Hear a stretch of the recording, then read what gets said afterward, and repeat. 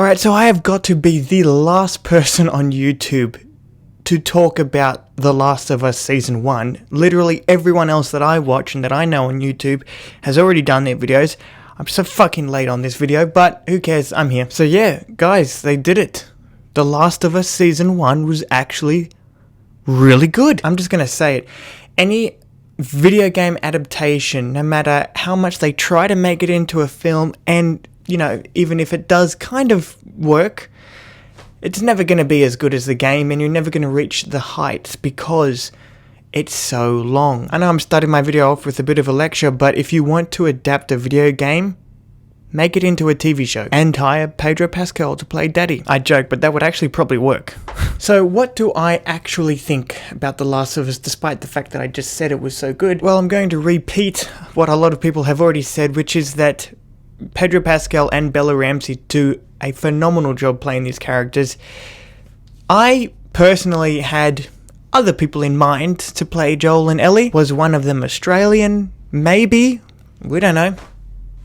But in any case, I love Pedro Pascal. I love The Mandalorian, and seeing him in this was just a blast. He really does give off the old man vibes, also the kind of vibes that you don't want to be around because he could snap and kill you in a second. Bella Ramsey actually might be my favourite Ellie now, seeing as there is two versions of the character. I'm not even joking too, the way Bella Ramsey portrays this version of Ellie is much more detailed. Bella Ramsey was different, and those differences in her performance and how she carries herself as Ellie, I liked a bit more. I liked seeing her on screen as Ellie more than in the game. And I have to stress the point of The Last of Us Part 1, not talking about Part 2, because that is a very different Ellie, of which I'm very excited to see how Bella Ramsey will carry that on. You're not going to recast her, right? Also, Gabriel Luna is in this as Tommy. The fucking Ghost Rider and the fucking Terminator is in this show. I was so excited when I heard that he was in the show because I'm a huge fan of him as well. I say I'm a huge fan of these actors, but I don't actually know anything about them personally. If I'm a huge fan of someone, I probably should know more about them. So when it comes to the things that this show does differently than the game, one of the things that I loved right off the bat was the fact that the first episode spends a lot more time in the pre-apocalyptic world, focusing just on Sarah. Going into slight spoilers here, you get to see Sarah go into the city, fix Joel's watch. You get to see a bit of, you know, the relationship between Tommy, Joel, and Sarah more than the game ever explored.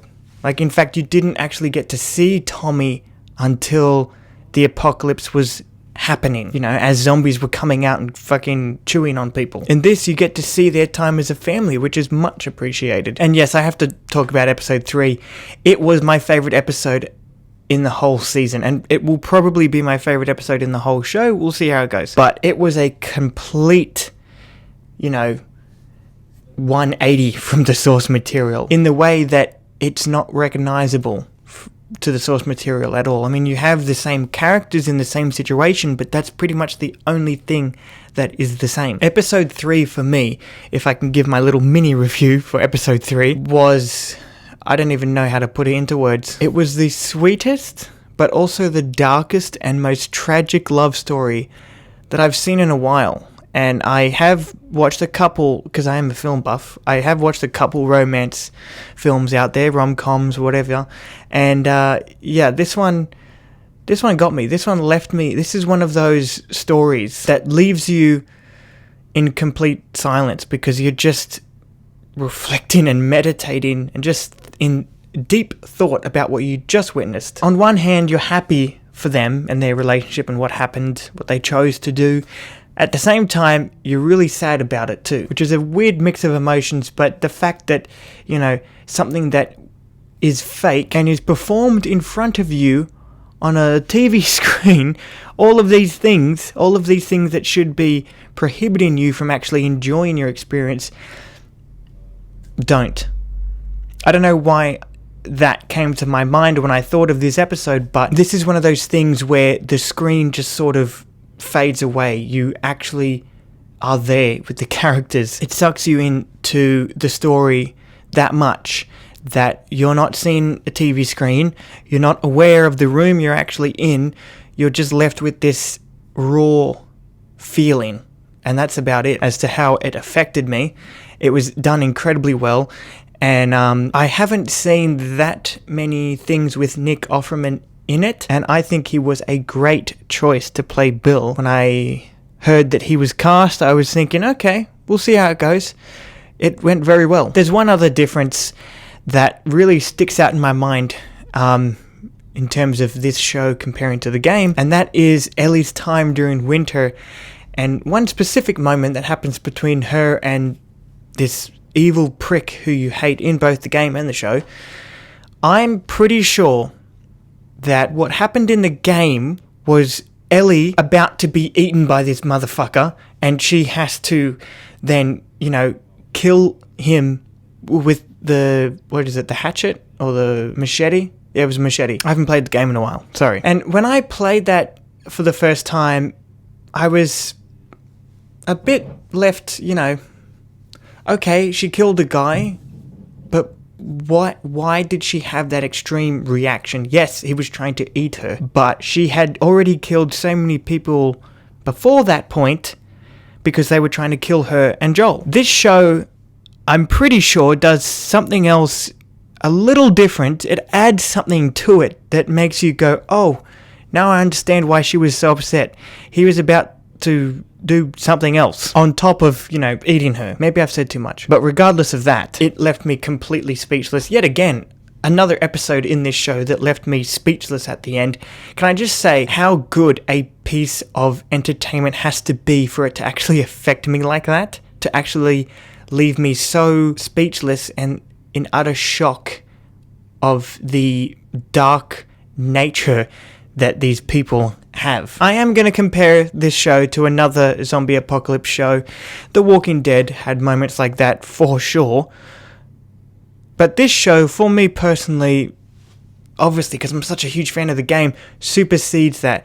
It surpasses The Walking Dead. Even though I love the Walking Dead franchise, The Last of Us is something a little different, where, how I explained in my review for the first game, both the game and this show leave you with a feeling of loneliness. It leaves you in silence, a feeling of, sadness, but also moments of happiness, and it just lets you sit in it for a while. And how it executes that is really what hits home for me personally, and I'm sure a lot of other fans of the franchise. But if you will permit me to go on a bit of a negative turn, the only thing I did not like about this show was actually the fact that the season finale, although it did have a little bit of a different opening, something that we've never seen before, ultimately it was a beat-for-beat recreation of the final chapter in The Last of Us video game. And the show overall tried to do things a little differently here and there, and it was those moments that really sucked me into this show, because even though I am such a fan of the game and I want to see this show resemble that, I don't want it to be identical. I was actually hoping for the finale to do something kind of drastically different. I don't know what. I wasn't actually expecting a specific thing to happen. All I was hoping for was something different that left Last of Us fans who have played the game on the edge of our seats. And I didn't get it. So maybe I was hoping for too much, and when they adapt part 2, I will get that. But as for right now, I'm a little disappointed with the season finale. Up until then, it was very investing, and it did things differently in all the right ways until the finale, where I knew exactly what was going to happen, and it did. Now, that's going to come off very negative, and you're probably going to think I don't even like the show, but I do actually like the show. I'm just viewing it as that. An adaptation and not the actual source material. So this show is great in its own ways. It is, in my mind, set apart from the game, but personally not enough for me to go, oh, it's actually better than the game. Anyway, I think I've gone on long enough about that point. So that is my review for The Last of Us Season 1. I am hella excited for Season 2 and Season 3 and Season 4 if they choose to do a 4th season. I'm also excited for what will be Part 3 in the video game trilogy. Can't wait for that. Anyway, I will see you in my review for whichever comes out first, Season 2 of The Last of Us or The Last of Us Part 3. I will see you in those videos. Pedro Pascal, forgot her name. Are you kidding me? Apocalyptic, oh god damn it. I'm gonna be stuck on this one section of the video for the rest of the night. It was very, getting to see more of the time.